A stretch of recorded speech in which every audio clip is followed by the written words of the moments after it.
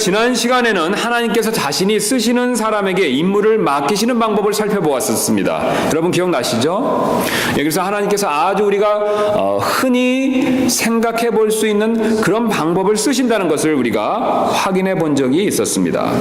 그래서 첫 번째 방법은 바로 갑자기 불러서 맡기신다는 것이었고, 두 번째 방법은 이 평범한 일을 사용하셔서 그 임무를 알려주신다는 것이었습니다. 또 마지막 방법은 특별히 그리스도를 통해서 그 일을 맡기신다는 사실이었습니다. 그런데 여러분, 가끔 하나님께서 이런 방법을 통해서 우리를 이렇게 부르시고 임무를 맡기실 때가 있지만, 때때로 우리는 하나님께서 이렇게 맡기시는 임무를 거절할 때가 사실은 많이 있습니다. 여러분, 그런 경험이 있으십니까? 모르긴 몰라도 만약에 우리 삶 가운데서 하나님께서 이런 평범한 방법을 통해서 우리에게 맡기신 임무에 우리가 매번 순종했다면, 최소한 영적으로 우리가 가지고 있는 현재의 모습보다는 더 좋은 모습을 가지고 있었을지도 모르겠습니다. 즉, 우리는 하나님께서 이런 평범한 방법을 통해서 자신의 임무를 맡겨주셨을 때 너무 불순종할 때가 많이 있었다는 뜻이 되겠습니다. 사실 오늘 모세도 그런 모습을 보여주고 있습니다. 하나님께서 자신의 중요한 일을 맡기시는데 오늘 본문의 모세는 그것을 거절하는 모습을 보여주고 있습니다. 여러분, 하나님께서 모세에게 맡기신 일이 어떤 일이었습니까? 200만 명 이상 되는 이스라엘 백성들을 피 한 방울 흘리지 않고 파라오의 손에서 벗어나서 약속의 땅인 가나안으로 인도하는 일이었습니다. 출애굽을 시켜서 그 백성을 가나안 땅에 무혈로 입성시킨다는 것은 사실 웬만한 지도자나 웬만한 인도자가 할 수 있는 일이 아닙니다. 모세는 그런 막중한 일을 감당해야 될 사람으로 하나님께 부름을 받았지만, 오늘 본문을 볼 때 모세는 그것을 망설이는 모습을 우리에게 잘 보여주고 있습니다. 지금 모세는 자신 안에 있는 어떤 사실 문제로 인해서 하나님께서 맡겨주시는 그 일을 거절하고 있다는 뜻이 되겠습니다. 여기서 우리는 아주 한 가지 중요한 원리를 배우게 되는데, 바로 우리의 어떤 사소한 문제나 단점으로 인해서 하나님께서 맡기시는 일을 우리가 거절할 수도 있다는 사실이 되겠습니다. 심지어는 그런 문제들이 하나님께서 직접 맡기시는 큰 기회조차도 가로막을 수 있다는 뜻이 되겠습니다. 그렇다면 우리의 어떤 사소한 문제들이 하나님께서 주시는 큰 일을 가로막게 될까요? 사실 하나님께서는 지난 시간에 아주 일상적이고 평범한 방법으로 우리에게 임무를 맡기신다라는 사실을 살펴봤습니다. 그런데 오늘 본문은 모세의 이야기를 통해서 우리가 가진 아주 평범하고 일상적인 단점으로 인해서 그 일을 맡기를 거절할 수 있다라는 것을 우리에게 알려주고 계신다는 뜻이 되겠습니다. 그래서 우리는 오늘 이 본문 말씀을 통해서, 특별히 모세의 이야기를 통해서 우리의 어떤 사소한 문제나 단점들이 하나님께서 맡겨주시는 큰 임무를 방해할 수 있는가를 한번 생각해 보도록 하겠습니다. 그래서 우리가 다시 한번 11절부터 21절까지의 말씀을 다시 보시면, 여기서 하나님께서 우리에게 큰 임무를 맡기실 때 우리에게 방해가 될 수 있는 첫 번째 문제는 바로 자신감의 부족이 됩니다. 다시 한번 말씀드리도록 하겠습니다. 하나님께서 우리에게 큰 임무를 맡기실 때가 있는데, 이거를 방해하는 우리의 사소한 문제 중에 하나가 바로 어떤 것이냐면 자신감의 부족이 될 수 있다는 뜻이 되겠습니다. 사실 지금 하나님께서는 불타는 떨기나무 가운데서 나타나셔서 모세에게 이스라엘 백성을 이집트에서 인도해낼 막중한 임무를 맡기시고 계시죠. 사실 모세는 이 임무를 맡게 됨으로 인해서 어떻습니까? 이스라엘 역사에 있어서, 또한 세계 역사에 있어서 보기 드문 대단한 지도자가 될 그런 하나님의 계획을 가지고 부름을 받고 있었습니다. 그러나 이처럼 대단한 임무를 맡게 되었음에도 불구하고 모세의 대답은 간단했습니다. 못하겠다는 것이었습니다. 11절 말씀 다시 보겠습니다. 모세가 하나님께 이르되 내가 누구에게 파라오에게 가며 이스라엘 자손을 이집트에서 데리고 나가리까 하매. 여러분, 지금 모세의 대답이 어떤 뜻으로 하나님께 지금 이 하나님의 임무에 대한 것들을 응답하고 있습니까? 하겠다는 뜻입니까? 못하겠다는 뜻입니까? 못하겠다는 뜻이죠. 내가 누구이기에 그것을 가겠습니까? 사실 내가 누구이기에 가겠습니까? 라는 모세의 응답을 봤을 때 우리는 처음에 모세가 상당히 겸손해졌다라고 생각할 수도 있습니다. 그러나 사실 그는 하나님께 임무를 맡기는 일을 지금 첫 번째뿐만 아니라 연이어서 결국 4번에 걸쳐서 이유를 대며 거절하는 모습을 출애굽기가 우리에게 그것을 보여주고 있습니다. 그래서 3장 11절에서 한번 거절을 했고, 그럼에도 불구하고 하나님께서 또 한 번 말씀을 하시는데 13절에서 한번 또 거절하는 모습을 보여주고 있습니다. 13절 말씀 한번 보시겠습니다.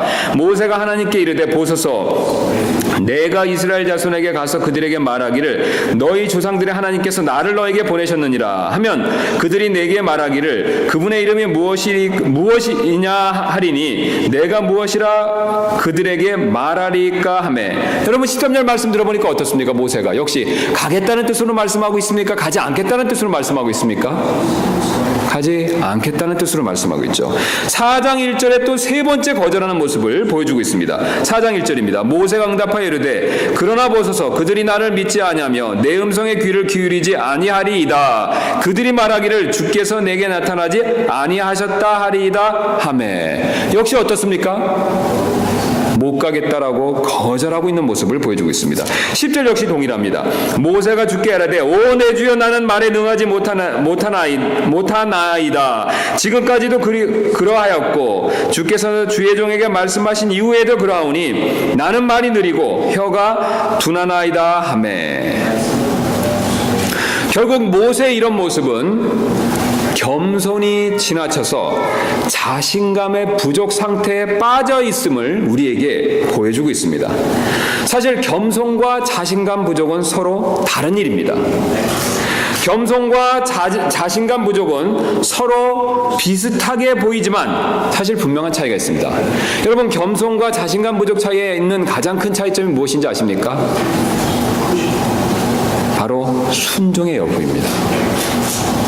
진정으로 겸손한 사람은 순종하게 돼 있습니다. 그러나 겸손이 지나쳐서 자신감 부족에 빠진 사람은 순종하지 못합니다. 여러분, 겸손이라는 의미를 한번 잘 생각해 보시기 바랍니다. 어떤 사람이 진정으로 겸손하면요, 자신보다 위에 있는 사람, 자신의 권위자의 말을 100% 듣습니다. 그러나 겸손이 지나쳐서 어떤 이유로 자신감의 부족에 빠져버리면 자신의 자신감의 부족으로 인해서 어떠한 명령을 받더라도 잘 순종하지 못한다는 것을 우리는 이미 경험적으로 잘 알고 있습니다. 지금 모세는 사실 겸손이 아니라 자신감에 부족한 그런 상태에 빠져 있다는 것을 오늘 하나님께서는 우리에게 가르쳐주고 계십니다. 왜냐하면 하나님께서 몇 번이나 명령하셨습니까? 4번이나 명령하셨습니다. 4번이나 명령하셨음에도 불구하고 그는 4번에 걸쳐서 다 그것을 거절했습니다. 그래서 하나님께서 나중에 참다 화가 나셔서 마지막에는 경노하시면서 아론의 이야기를 통해서 모세를 가라고 이렇게 강하게 말씀하시는 것을 우리가 4장 후반부에서 나중에 확인해 볼 수가 있습니다. 그렇다면 우리는 여기서 왜 모세가 자신감의 부족에 빠졌는가를 한번 생각해 볼 필요가 있습니다. 11절에서 모세가 왜 자신감의 부족에 빠졌는지 그 답을 우리에게 지금 알려주고 있습니다. 11절은 모세가 하나님께 다음과 같이 대답하는 모습을 우리에게 보여주고 있습니다. 모세가 하나님께 이르되 내가 누구에게 파라오에게 가며. 여러분, 이 구절을 한번 유심히 보실 필요가 있습니다. 바로 이 모세의 대답을 통해서 내가 누구에게 파라오에게 가며 라는 이 모세의 대답을 통해서 우리는 모세가 자신감의 부족에 빠진 이유를 발견할 수 있습니다. 모세가 자신감의 부족에 빠진 이유는 바로 과거지향적인 태도를 가졌기 때문에 그렇습니다. 하나님께서는 지금 뭐라고 말씀하십니까? 내가 너를 파라오에게 보내리니. 하나님께서는 앞으로 미래의 계획에 대한 것을 말씀하고 계시죠. 그래서 우리가 영어로 보시면 어떤 식으로 표현하고 있냐면 I will입니다. 그렇죠, 여러분? 하나님께서 지금 무엇을 말씀하고 계십니까? 지금 현재 있는 이 모세를 앞으로 파라오에게 보내겠다라고 미래의 자신의 계획을 말씀하고 계십니다. 그런데 그것에 대한 모세의 대답은 그럼 내가 하나님을 따라서 저도 가겠습니다 라고 말하고 있는 것이 아니라 하나님 제가 누구입니까? 라고 특별히 현재 시제로서 Who am I? 자신의 현재 처지를 자기가 어떻게 생각하고 있는가를 그것을 우리에게 지금 보여주고 있습니다. 그러면 내가 누구입니까? 라고 했을 때 사실 지금 모세가 하는 일은 무엇이 됩니까, 여러분? 목자죠. 그는 지금 목자 일을 하고 있습니다. 지금 모세는 저는 한낱 목자이기 때문에 그 일을 할 수 없습니다. 하나님의 미래의 계획에 순종할 수 없습니다. 라고 말하고 있습니다. 모세가 지금 저는 목자입니다. 라는 것을 제가 누구입니까? 라고 간접적으로 표현했을 때 그 표현 가운데서 우리는 모세의 과거지향적인 그런 태도를 엿볼 수가 있습니다. 지금 모세가 저는 목자입니다 라고 표현했었을 때 간접적으로 사실 모세의 과거로부터 자신의 신분을 생각하면서 자신은 지금 아무것도 아닙니다 라는 그의 생각을 엿볼 수 있다는 뜻이 되겠습니다. 여러분, 지금 모세는 목자가 되기 전에 어떤 신분을 누렸던 사람입니까? 이집트 왕자였죠. 게다가 이집트 사람의 관점에서 봤을 때 지금 모세가 하고 있는 이 목자 일은 가장 천하고 천한 일 중에 하나였습니다. 이집트의 가장 높은 사람이 이집트 사람의 관점에서 봤을 때 가장 천한 일을 하고 있다는 뜻이 되겠습니다. 지금 모세는 자신의 그 목자로서의 그 신분을 한탄하고 있는 모습을 보여주고 있다는 것이죠. 여러분, 여기서 우리는 중요한 관점의 차이를 발견할 수가 있습니다. 하나님께서 지금 모세를 목자 일을 맡기시고 지금 그 일을 허락하신 이유는 무엇입니까? 이제 앞으로 위대한 지도자가 되기 위해서 그를 훈련시키시기 위해서 40년 동안 목자 일을 시키셨죠. 여러분, 이 사실을 믿으십니까? 하나님은 미래를 바라보고 목자 일을 시키신 것입니다. 그것도 40년 동안. 그러나 모세는 하나님의 미래의 계획을 인정하고 있지 않습니다. 그는 오히려 자신의 지난 과거에 집착하면서 자신이 누렸던 지난 과거의 이집트 왕자로서의 신분만 생각하면서 자신은 단지 한낱 목자이기 때문에 그 일을 할 수 없다라고 자신감이 부족한 모습을 우리에게 보여주고 있습니다. 하나님은 미래지향적으로 모세에게 새로운 일을 맡기시라고 하는데 모세는 그 목자 일을 자신의 과거의 이집트의 왕자의 신분과 비교하면서 하나님께서 베풀어 주시기를 원하는 그 미래에 대한 계획을 따르지 못하고 있다는 뜻이 되겠습니다. 모세의 이런 심정은 사실 자신의 첫 아들을 게르솜이다라고 지은 일 가운데서도 이미 드러나고 있습니다. 우리 앞으로 한번 가서 보도록 하겠습니다. 모세가 이제 가나안 그 미디안 땅에 정착하면서 시보라와 결혼하고 나서 아들을 낳았는데 이름을 특이하게도 게르솜이다라고 짓고 있습니다. 여기서 성경은 게르솜이 어떤 뜻인가를 우리에게 가르쳐주고 있는데 2장 22절 말씀 보겠습니다. 그녀가 그에게 아들을 낳음에 그가 그 이름을 뭐라고 부르고 있습니까, 여러분? 게르솜이라 하였으니 이는 그가 말하기를 내가 낯선 땅에서 나그네가 되었도다 하였기 때문이더라. 여러분, 모세가 지금 아들을 낳습니다. 기쁜 일이죠. 그런데 그 기쁜 일 가운데서 아주 의미심장한 좋은 이름을 짓는 것이 아니라 게르솜, 곧 내가 낯선 땅에서 나그네가 되었다라는 이름을 지었다는 것이죠. 여러분, 이것은 무엇을 보여주고 있습니까? 모세는 이 땅의 삶을, 특별히 미디안 땅에서의 삶을 나그네의 삶으로 여기고 있다는 것이죠. 그럼 그가 나그네가 아니었을 때는 어디에 있었습니까? 이집트의 왕궁이 있었다는 것을 우리에게 지금 가르쳐주고 있습니다. 그래서 우리가 이 게르솜이라는 이름, 나는 내가 낯선 땅에서 나그네가 되었다라는 것을 굳이 우리말로 이렇게 바꿔서 부른다면 나는 이방인이다라는 뜻이 되겠죠. 그러면 자기 아들이 지금 게르솜입니다. 그럼 게르솜아라고 부를 때 우리식으로 부르면 어떤 뜻이 됩니까? 나는 이방이나 이렇게 되는 거죠. 그럼 게르솜이란 자신의 아들 게르솜을 부를 때마다 무슨 생각이 나겠습니까? 나는 이 땅에서 나그네구나. 사실 나는 과거 이집트 왕자였지만 나는 지금 이 땅에서 그냥 한낱 나그네로 살고 있구나. 그것을 저절로 자기를 생각나게 만들었다는 것이죠.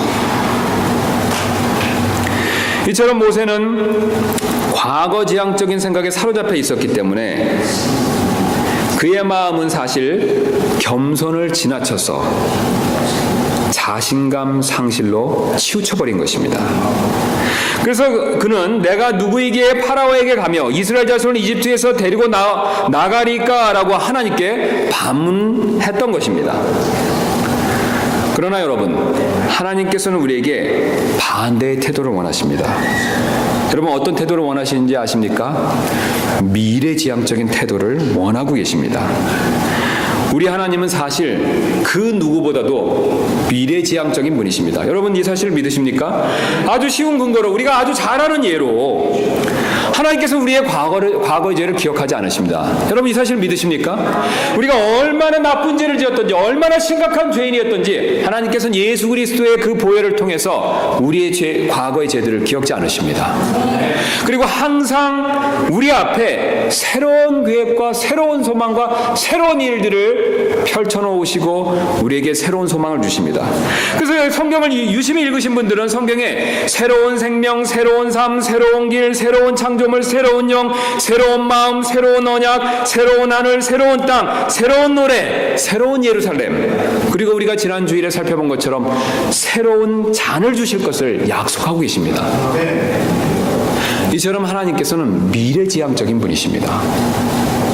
과거에 연연하시는 것이 아니라 미래의 앞날의 일에 대해서 계획하시고 그 계획을 우리에게 알려주시고 그 계획에 따라 순종하며 앞으로의 일들을 성취하기를 원하시는 분이십니다. 그래서 우리가 믿는 기독교는 사실 미래지향적인 신앙이 됩니다. 그러므로 하나님께서 지금 모세에게 바로 앞으로의 새로운 임무를 주고 계시는 것입니다. 그래서 바로 12절에서 백성을 데리고 나와 호렙산에서 섬기게 되리라 라는 하나님의 그런 구체적인 계획을 말씀해 주셨습니다.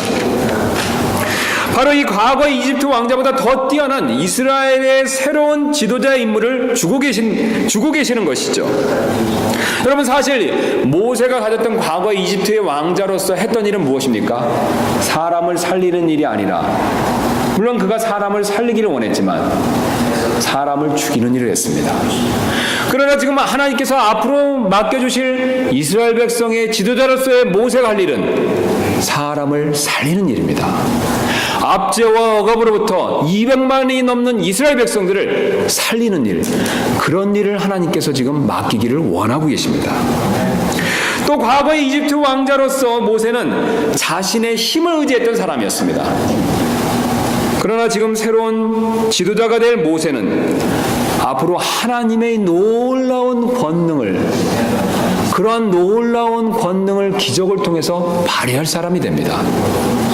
여러분, 사실 과거지향적인 모세가 주착했던 이집트 왕자보다 미래지향적인 우리 하나님께서는 더 크고 대단한 그런 임무를 계획해놓고 맡기기를 원하시고 계십니다. 오늘 모세는 하나님께서 주시는 이런 임무의 미래지향적인 성격을 놓쳤기 때문에 여전히 과거지향적인 생각에 사로잡혀 있었고, 그래서 결국은 자신감을 잃고 있었던 것입니다. 여러분, 사실 우리 역시 마찬가지입니다. 내가 구원받기 전의 모습은 하나님 앞에서 별로 중요하지 않습니다. 왜냐하면 하나님께서는 우리의 과거의 일을 기억하기를 원치 않으시기 때문에 그렇습니다. 오히려 우리를 그리스도 안에서 새로운 사람으로 보고 계십니다. 그러므로 우리는 모세처럼 이 과거의 자신의 삶에 사로잡혀서 자신감을 잃을 필요가 전혀 없습니다. 오히려 그리스도 안에서 새로운 사람임을 믿고 미래지향적인 이런 소망의 삶을 살 필요가 있습니다. 그렇기 때문에 나의 이 과거의 삶에 집착하며 살 필요가 전혀 없습니다.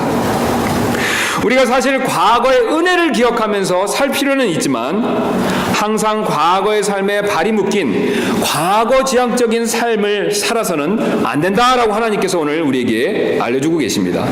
그래서 제가 오늘 목회자로서 많은 분들을 이렇게 상담하고 이 말씀을 나누어 보면 공통점이 있습니다. 많은 분들이 현재 삶에 힘들어하시는 대부분의 이유는 바로 목사님, 저는 과거에 이런 사람이었는데 그게 지금 모습이 그런 모습이 되질 않습니다. 저는 사실 과거에 부유했는데 지금 별로 경제적으로 여력이 없습니다. 저는 사실 과거에 많은 사람들의 존경을 받고 많은 사람을 이끄는 사람이었는데 지금 저를 따르는 사람이 아무도 없습니다. 바로 자신의 과거 일로 인해서 그런 과거지향적인 태도, 과거에 집착하는 모습을 통해서 현재의 삶을 힘들어하는 모습을 사실 저는 목회자로서 너무나도 많이 보아왔습니다. 사실 과거는 지금 현재라는 시간과는 아무런 상관이 없습니다. 여러분 그렇죠? 1시간 전에 있었던 우리의 삶은 지금 현재의 삶과는 아무런 관계가 없습니다. 이미 과거로 다 모든 것은 끝나고 나의 현재의 삶에 지금 현재의 어떤 삶의 모습에 영향을 미칠 수는 없습니다. 그러나 안타깝게도 우리의 과거지향적인 태도, 그 자세는 우리의 현재의 삶에 많은 영향을 미칠 수가 있다는 뜻이 되겠습니다. 오히려 상대적으로 현재보다 좋았던 과거의 삶에만 집착하면 모세처럼 과거지향적인 사람이 되어서 자신감만을 잃을 뿐이다 라고 하나님께서는 오늘 우리에게 알려주고 계십니다. 제가 일주일 동안 여기 우리 교회에 이제 정식으로 부임하기 전에 일주일 동안 방문한 적이 있었습니다. 여러분 기억나시죠? 예, 그때 여러분이 좋은 아주 이렇게 민박집을 잡아주셨는데 그 민박집 주인분과 제가 아침에 이렇게 식사를 하면서 교제를 하며 대화를 나눈 적이 몇 번 있었습니다. 근데 그분이 말씀하시길 자신은 사실 한국에 있었을 때 이 침례교 목사님이었다고 합니다. 우리와 같은 독립 침례교는 아니었지만 대전 친심 출신의 침례교 목사님이었다고 합니다. 근데 목회를 하시다가 어떤 일이 있으셔서 목회를 한국에서 못 하시고 이제 캐나다에 이민을 오셔서 지금 여기서 살고 계시는데 지금 신앙생활 하는 모습이 너무 부자연스럽고 힘들다라는 고백을 저에게 하신 적이 있었습니다. 왜냐하면 자신이 과거에 목회자였는데 지금 목회자로서 삶을 살 수가 없기 때문에 그게 신앙생활 하는데 너무 괴로웠다는 것입니다. 그런데 흥미로운 점은 그분의 자매님은 자신이 남편이 과거에 목회자였다는 사실을 더 이상 그 사실에 연연하지 않고 자신은 단지 하나님을 섬기는 한 자매로서 그렇게 사는 것이 만족하다라고 말하면서 오히려 남편이 과거에 목회자였던 삶에 너무 집착하기 때문에 지금의 현재의 신앙생활을 제대로 못하는 모습에 대해서 안타까움이 있다라는 말씀을 저에게 해주신 적이 있었습니다. 여러분 똑같은 두 분이 한 부부로서 신앙생활을 하고 계시지만 한 분은 너무 힘들어하고 한 분은 너무 자유롭게 신앙생활하는 모습을 제가 본 적이 있었습니다. 여러분 왜 두 분 사이 차이가 있었습니까? 한 분은 과거에 연연하고 집착했기 때문에 현재의 신앙생활의 기쁨과 즐거움을 누리지 못하고 있었습니다. 그러나 한 분은 과거의 삶은 있고 하나님이 주시는 미래의 계획과 소망을 생각하면서 만족하며 신앙생활하기를 원했을 때 상대적으로 더 많은 기쁨과 즐거움을 누리는 모습을 제가 볼 수가 있었습니다. 우리는 이처럼 미래를 계획하고 그 계획을 현재에 준비하는 그런 미래지향적인 사람이 될 필요가 있습니다. 여러분 그랬을 때 여러분 마음이 어떻습니까? 오히려 낙담과 절망이 넘치십니까? 아니면 소망과 자신감이 넘치십니까? 소망과 자신감이 넘친다는 사실을 우리는 이미 익히 잘 알고 있습니다. 그래서 우리는 그런 자신감을 가져야 하나님께서 오히려 주시는 기회를 잡고 우리가 하나님의 계획에 따라 모든 일들을 앞으로 해나갈 수가 있다는 사실을 하나님께서는 오늘 우리에게 말씀해주고 계십니다. 사실 이것은 개인의 일뿐만 아니라 교회의 일에도 역시 마찬가지입니다. 우리 교회가 과거에 어떠했다라는 사실은 이제 사실 지금은 중요한 것이 아닙니다. 왜냐하면 우리의 교회가 과거의 은혜를 기억하고 과거를 반성하는 일은 필요하지만 과거에 연연하고 과거지향적인 태도를 가질 필요는 없다는 뜻이 되겠습니다. 사실 하나님께서 우리 개인뿐만 아니라 우리 교회에 대해서도 미래의 어떤 계획과 구체적인 어떤 뜻과 하나님의 목적을 가지고 계십니다. 우리 이 사실을 믿을 필요가 있습니다. 그리고 그것을 하나님께 구하고 그것을 얻기 위해서 애쓰며 또 하나님께서 그것을 가르쳐 주셨을 때 그것을 믿고 앞으로 나갈 필요가 있습니다.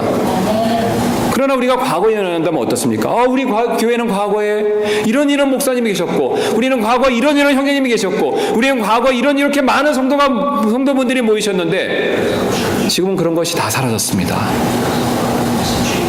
우리는 할 수 있는 것이 없습니다.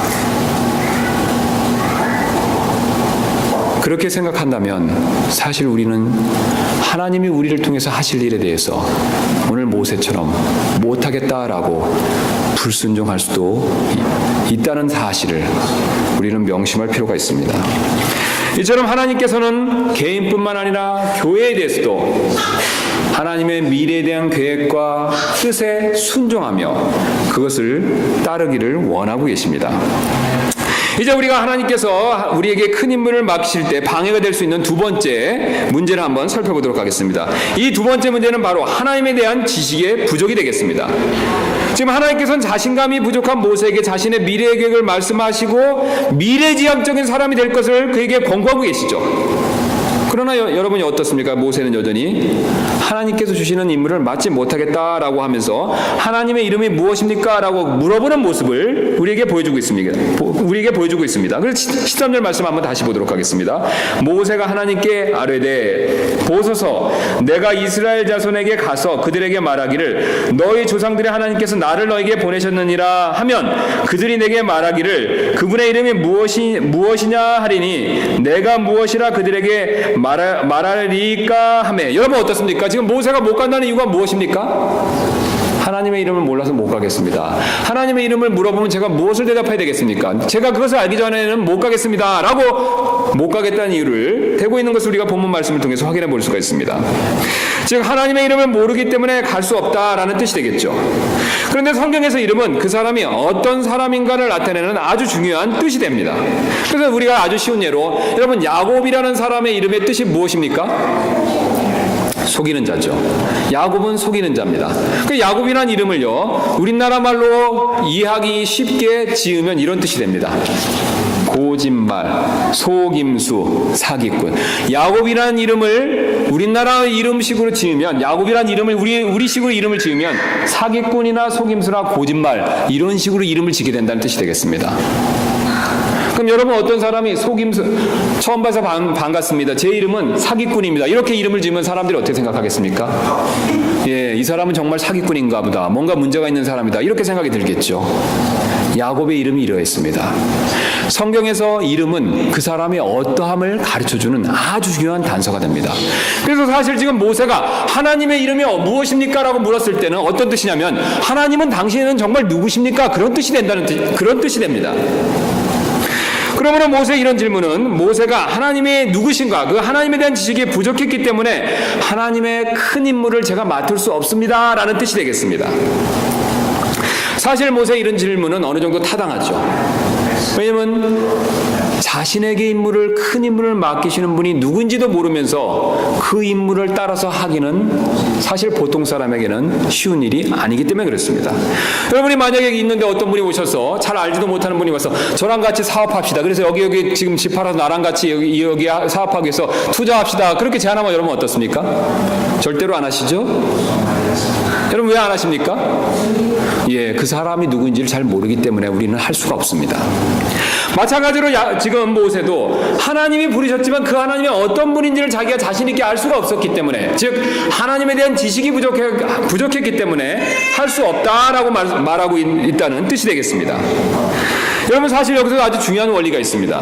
우리 역시 하나님께서 어떤 임무를 맡기시기를 원하시고 그런 임무를 하나님의 말씀을 통해서 우리가 들었다 하더라도 사실 우리가 하나님에 대한 지식, 하나님을 아는 지식이 부족할 때는 그 임무와 계획에 순종하기 어려울 수 있다라는 사실을 우리에게 지금 하나님께서는 알려주고 계십니다. 즉 우리가 하나님의 일을 하고 싶어도 하나님이 누구신지를 잘 모른다면 우리 역시 하나님의 일을 잘 해낼 수가 없다는 뜻이겠습니다. 그러므로 우리는 하나님의 일을 하기 위해서는 먼저 하나님에 대해서 잘 알 필요가 있습니다. 그리고 우리가 하나님에 대해서 진정으로 알려고 할 때 놀랍게도 하나님께서는 자신을 드러내고 계십니다. 여러분, 하나님께서는 하나님에 대해서 알고자 하는 사람에게 자신을 드러내시는 분이시는 사실을 우리는 믿으실 필요가 있습니다. 오늘 모세가 어떻든 하나님에 대해서 어떤 분이신지를 알고 싶습니다 라고 하나님의 이름을 물어봤을 때 우리 하나님께서 놀랍게도 자신을 드러내고 계십니다. 자신이 어떤 존재이신가를 우리에게 알려주고 계신다는 뜻이 되겠습니다. 그래서 오늘 하나님께서는 모세에게 자신의 참모습을 보여주고 계시는데 바로 놀랍게도 자신은 스스로 계신 분이시다라고 말씀하고 계십니다. 우리 14절 말씀을 다시 한번 보도록 하겠습니다. 하나님께서 이렇게 말씀하고 계십니다. 하나님께서 모세에게 이르시되 뭐라고 말씀하고 계십니까? 나는 곧 스스로 있는 자니라. 나는 곧 스스로 있는 자니라. 여러분, 하나님께서 이 스스로 계신다라는 뜻은 여러 가지 의미를 가지고 있습니다. 즉, 여러분 한번 생각해 보실 필요가 있습니다. 하나님께서는 스스로 계시니까, 하나님께서는 시작과 끝이 없으니까 영원히 계신 분이십니다. 여러분 맞습니까? 하나님은 스스로 계시기 때문에 시작이 없으십니다. 여러분 이 사실 믿으십니까? 그러면 끝이 있으십니까? 끝이 없으시죠. 그러면 시작과 끝이 없으시니까요. 다른 말로 표현하면 어떻게 됩니까? 하나님은 영원하십니다. 하나님은 영원하시다는 것은 과거나 현재뿐만 아니라 미래의 일을 다 하신다는 겁니다. 시작이 없으십니다. 끝이 없으십니다. 항상 계십니다. 과거, 현재, 미래 항상 계십니다. 그럼 과거 일도 하시고 현재 일도 하시고 미래 일도 하신다는 뜻이 되죠. 우리는 과거와 현재 일은 알 수가 있습니다. 그러나 미래 일은 알 수가 없습니다. 여러분 우리가 왜 미래를 알 수가 없습니까? 우리는 아직 미래에 가보지 못했기 때문에 그렇죠. 그러나 우리 하나님께서는 이미 미래에도 가 계신 분이십니다. 그렇기 때문에 하나님께서는 과거 일도 하시고 현재 일도 하시고 미래 일도 하십니다. 그래서 하나님은 전지하십니다. 왜냐하면 과거나 현재나 미래의 모든 곳에 계시기 때문에, 모든 시간대에 계시기 때문에 그분은 사실 모든 것을 알고 계십니다. 또 스스로 계시기 때문에 사실 무한하십니다. 왜냐하면 스스로 계시다는 것은 어떤 것에 의존하거나 어떤 것에 도움을 받을 필요가 없다는 뜻이 되는 것이죠. 그러니까 어떤 것에 도움을 받을 수 없으니까 제약이 없으십니다. 제약이 없으시기 때문에 어떻습니까? 무한하시다는 뜻이 되겠습니다. 특별히 공간의 제약을 받지 않으시기 때문에, 이 공간의 제약을 받지 않으시기 때문에 하나님께서는 이 만물을 초월해 계십니다. 그래서 하나님께서는 초월자로서 이 세상을 만드시고 이 세상을 주관하실 수가 있습니다. 또한 어느 곳에 거하실 수도 있기 때문에, 공간상의 제약을 받지 않으시기 때문에 어느 곳에 거하실 수 있기 때문에 그분은 또한 편재하십니다. 그리고 항상 스스로 계시기 때문에 그 계시는 모습이 변화가 없기 때문에 또한 불변하십니다. 도덕적으로 더 선해지거나 나빠지실 수가 없습니다. 왜냐하면 하나님은 불변하시기 때문에. 하나님은 도덕적으로 악해지거나 도덕적으로 더 선하실 수 없을 정도로 항상 최고로 선한 그런 상태로 계신다는 뜻이 되겠습니다. 또 항상 하나님은 불변하시기 때문에 항상 약속을 지키십니다. 또한 하나님께서 우리처럼 어떤 때는 힘이 강해지고 어떤 때는 힘이 약해지는 그런 능력의 강약이 있으시지는 않습니다. 그분은 항상 모든 능력이 완전하시면서 그 능력에 충만한 가운데 계십니다. 그래서 하나님께서는 모든 것을 다 하실 수가 있습니다. 하나님의 이런 모든 특징들이 오늘 우리가 읽었던 14절부터 22절을 통해서 하나님께서 그것을 가르쳐주고 계십니다. 14절 말씀 한번 다시 보겠습니다. 하나님께서 모세에게 이르시되 나는 곧 스스로 있는 자니라 하시고 또 이르시되 너는 이스라엘 자손에게 이같이 말하기를 스스로 계신 이께서 나를 너에게 보내셨느니라 하라. 그러면서 하나님께서 무엇을 설명하고 계시냐면 또 모세에게 이르시되 나는 이스라엘 자손에게 이같이 말하기를 주 너희 조상들의 하나님, 뭐라고 말씀하고 계십니까? 아브라함과 이삭과 야곱의 하나님 하나님이 나를 너에게 보내셨느니라 하라. 그 다음에 하나님은 무엇이라고 자신을 표현하고 계시냐면 이것은 영원토록 나의 이름이요 이것은 모든 세대에 이르는 나의 기념물이니라. 여러분, 여기서 하나님의 영원하심에 대해서 말씀하시는 것을 우리가 발견할 수가 있습니다. 또 하나님께서는 16절에서 이렇게 말씀하고 계십니다. 가서 이스라엘 장로들을 함께 모으고 그들에게 이르기를 주 너희 조상들의 하나님 곧 아브라함과 이삭과 야곱의 하나님께서 내게 나타나 이르시되 내가 분명히 너희를 찾아와 너희가 이집트에서 당한 일을 보았노라. 여기서 하나님께서는 무엇을 말씀하고 계시냐면 미래 모세가 얘기할 내용을 먼저 말씀하고 계십니다. 이것은 무엇을 보여주고 있습니까? 하나님께서는 미래에 대해서도 미리 알고 계시다는 것을 보여주고 계시죠. 그 다음에 18절 말씀에 이렇게 말씀하고 계십니다. 그들이 내 음성에 귀를 기울이리라. 너는 이스라엘 장로들과 함께 이집트 왕에게 가고 너희는 그에게 이르기를 주 히브리 사람들의 하나님께서 우리를 만나셨은즉 청하건대 이제 우리가 사흘 길쯤 광야로 가서 주 우리 하나님께 희생물을 드리게 하소서 하라. 19절입니다. 내가 확신하노니 이집트 왕이 너희가 가는 것을 허락하지 아니하리라. 아니라 강한 손으로 말미암지 아니하고는 아니하리라. 내가 내 손을 내밀어 이집트 한가운데서 행할 나의 모든 이적들로 그 나라를 치리니 그 뒤에야 그가 너희를 가게 하리라. 여러분, 하나님께서 자신의 권능의 손으로 그들을 구출해내실 전능하신 하나님이란 사실을 방금 읽었던 19절과 20절 말씀을 통해서 우리에게 보여주고 계십니다. 또 21절 말씀 보겠습니다. 내가 이집트 사람들의 눈앞에서 이 백성에게 호의를 베풀리라. 그런즉 너희가 갈 때 빈손으로 가지 아니할 것이요. 그러면서 22절은 무엇을 말씀하고 계십니까? 은보석과 금보석과 의복을 빌리리니 너희가 너희 아들 딸들에게 그것을 입힐 것이요 너희가 이집트 사람들을 노략할 것이니라. 하나님께서 은혜와 공의를 풍성하게 베푸실 것을 또한 말씀해주고 계십니다.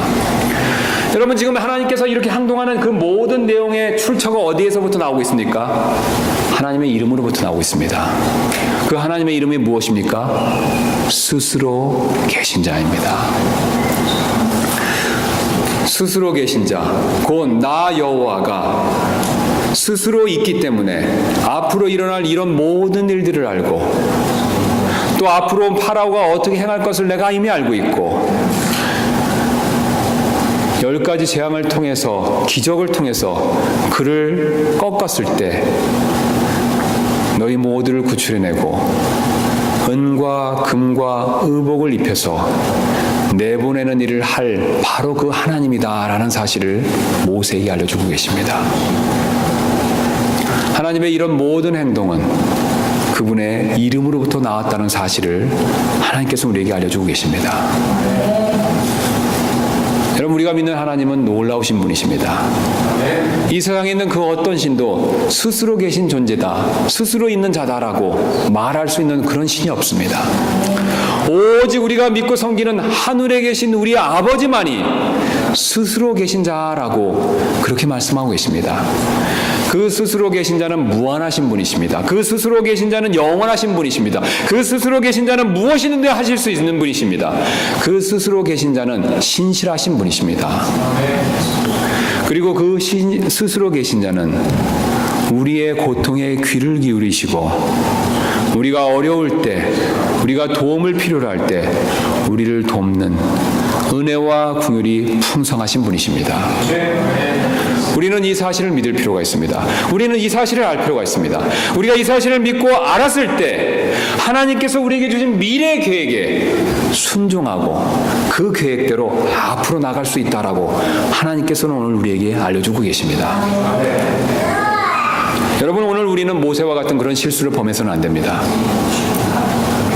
하나님은 우리에게 구체적인 계획과 뜻을 가지고 계십니다. 여러분, 이 사실을 믿으십니까? 그리고 그 구체적인 뜻과 계획을 우리가 알지 못하는 때 정확하게 또 오히려 우리가 기대하지 않았던 아주 평범한 방법으로 우리에게 말씀해 주시고 때로는 속삭이시면서 가르쳐 주시고 그 계획대로 순종하기를 원하시고 계십니다. 우리 우리는 그런 하나님의 음성에 귀를 기울일 필요가 있습니다. 그리고 더 나아가서 그런 하나님의 음성에 따라서 우리는 그런 하나님의 계획에 따라서 우리는 순종할 필요가 있습니다. 우리의 개인적인 일이나 우리의 영적인 일이나 우리의 교회 일이나 하나님께서는 이런 방법으로 역사하기를 원하시고 계십니다. 이런 하나님의 뜻과 계획을 믿고 하나님의 뜻과 계획에 더 순종하는 저와 여러분 되시기를 주님의 이름으로 축원합니다.